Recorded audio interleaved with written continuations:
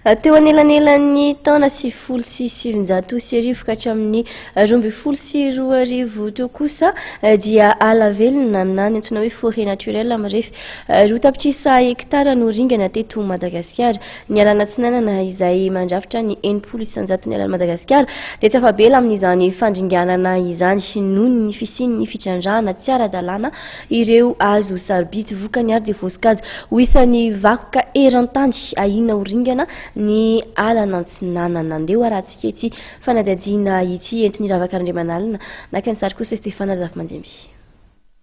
Ny taona 10 no nanomboka ny sokajin'ny komity ny vakoka eran-tany ho isan'ireo vakoka eran-tany ahina ho ringana ny alana tsinanana noho ny fisian'ny fitrandrahana tsy ara-dalàna ireo azo sarobidy sy fizahana ireo karazam-biby tsy misy afa-tsy eto Madagasikara toy ny ragidro.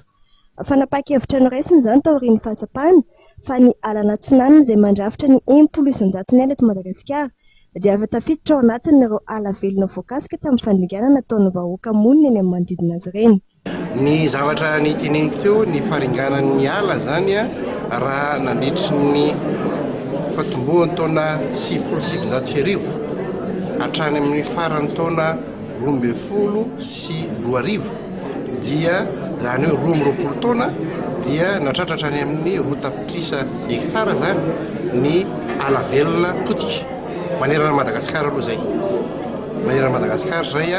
ary ao anatin'le alan'i Madagasikara nefa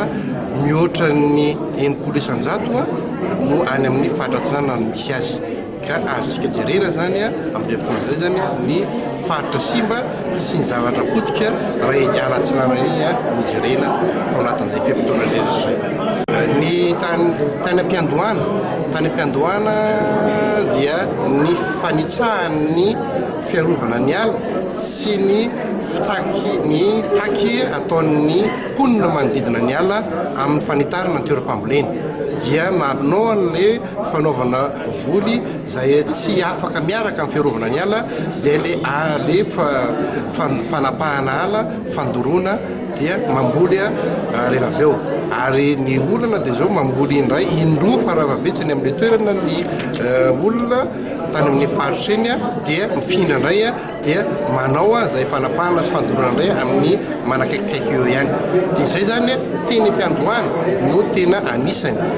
na tonga n'ilay fanimbana satria aoriana dia nisy ndraiky io zany nilay karazana ohatrany hoe fikapahana anjokosoko amin'ny fitrandrahana ala indray zany zay indray ny taty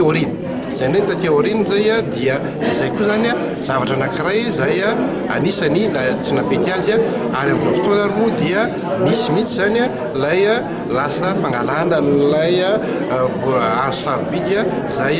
ahonana antsokosoko. Ny roso tamin'ny fanomboana tamin'ny fomba ofisialy ny paikady vonjimaika ho fiarovana ny ala mandona tsinanana ny UNESCO androany izay nazona famatsim-bola mitetina hatrany amin'ny $1 avy amin'ny gouvernemanta norvégianina.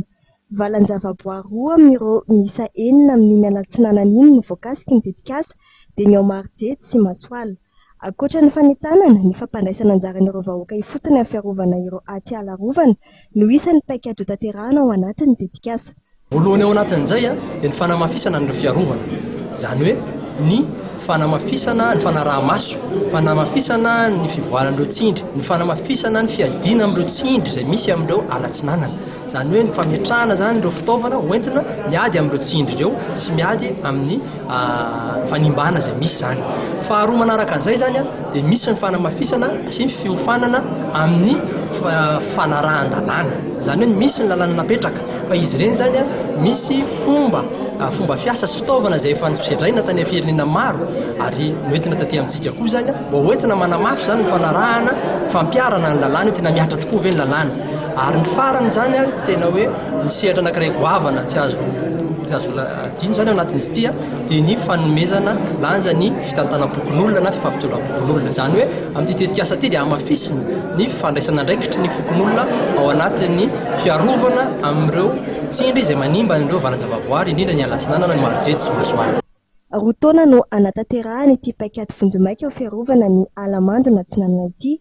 Tanjona ankapobeny amin'ny tetsika ity ny famerenana ity ala tsinanana ity mba hiala ao anatin'ny lisitra ireo vakin-koratana inaoringana. Mifanandrify amin'izay ihany koa moa dia mandeha ihany koa ny ady amin'ny fitrandrahana ireo asa sarobidy ao.